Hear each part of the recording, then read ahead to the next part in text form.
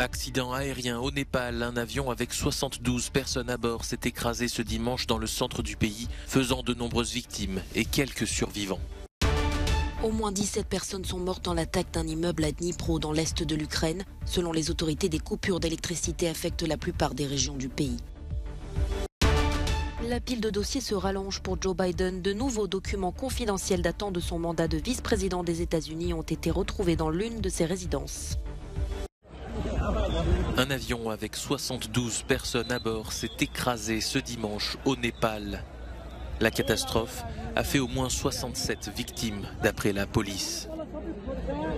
L'appareil s'est écrasé entre l'ancien et le nouvel aéroport de Pokhara, au centre du Népal, ce pays montagneux au cœur de l'Himalaya, où les accidents aériens sont malheureusement fréquents. Le Népal possède des pistes de décollage et d'atterrissage parmi les plus isolées et les plus délicates du monde. À cela s'ajoutent des formations de pilotes et des maintenances d'appareils insuffisantes. L'Union européenne, par exemple, a interdit à tous les transporteurs népalais d'accéder à son espace aérien pour des raisons de sécurité. Plusieurs catastrophes aériennes sont survenues au Népal ces dernières années, notamment en mai 2022 et mars 2018, faisant des dizaines de morts. Les opérations de secours se poursuivaient dans la nuit de samedi à dimanche après la frappe russe d'un immeuble de 9 étages à Dnipro, ville dans l'est de l'Ukraine. Selon le service national d'urgence, le bilan qui ne cesse de s'alourdir est d'au moins 17 morts et une soixantaine de blessés. Les secours ukrainiens ont partagé une vidéo dans laquelle sauveteurs et civils fouillent sans relâche les décombres. Est-il possible d'arrêter la terreur russe? Oui, c'est possible. Peut-on le faire autrement que sur le champ de bataille en Ukraine? Malheureusement, non. De quoi a-t-on besoin pour cela? Des armes que nos partenaires ont dans leur entrepôt et que nos guerriers attendent. D'autres villes ukrainiennes ont également été visées par les bombardements de samedi.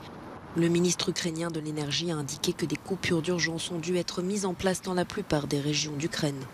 Dans la région de Kharkiv, les attaques aériennes russes ont touché des infrastructures critiques et des installations industrielles, selon le gouverneur local.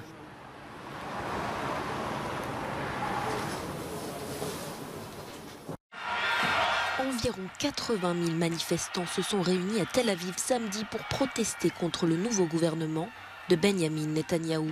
Une organisation anticorruption a proposé cette démonstration dans le but de, je cite, sauver la démocratie. Des partis politiques du centre, de la gauche et arabe se sont joints en mouvement afin de dénoncer la réforme du système judiciaire. Cette dernière entend donner plus de pouvoir aux législateurs pour nommer les juges et annuler les décisions de la Cour suprême. Un grand nombre de ces protestataires demandent la destitution du Premier ministre israélien, empêtré dans plusieurs affaires de corruption présumées. Au Pérou, le gouvernement a décrété samedi l'état d'urgence dans la capitale ainsi que dans plusieurs régions pour faire face à d'immenses manifestations contre la présidente Dina Boluarte qui ont fait au moins 42 morts depuis 5 semaines. L'armée est autorisée pour 30 jours à intervenir afin de maintenir l'ordre face aux protestations qui ont éclaté lors de l'arrestation en décembre de l'ex-président socialiste Pedro Castillo, accusé d'avoir tenté un coup d'État en voulant dissoudre le Parlement qui s'apprêtait à le chasser du pouvoir. Sa vice-présidente Dina Boluarte lui a succédé, mais les manifestants voient en elle une traîtresse et exigent son départ et l'organisation de nouvelles élections. Des avocats de Joe Biden ont révélé que 5 pages supplémentaires de documents classifiés ont été retrouvées dans une résidence privée du président américain, cette fois dans le Delaware. Ces pièces transmises au ministère de la Justice datent aussi de la période pendant laquelle le démocrate était vice-président de Barack Obama. Il a restauré l'indépendance du ministère de la Justice. Ce que nous faisons ici lorsque nous vous renvoyons vers le ministère de la Justice et que nous restaurons l'indépendance. C'est important pour le président et nous sommes cohérents. Ce que je dis à propos des enquêtes est cohérent depuis 2 ans.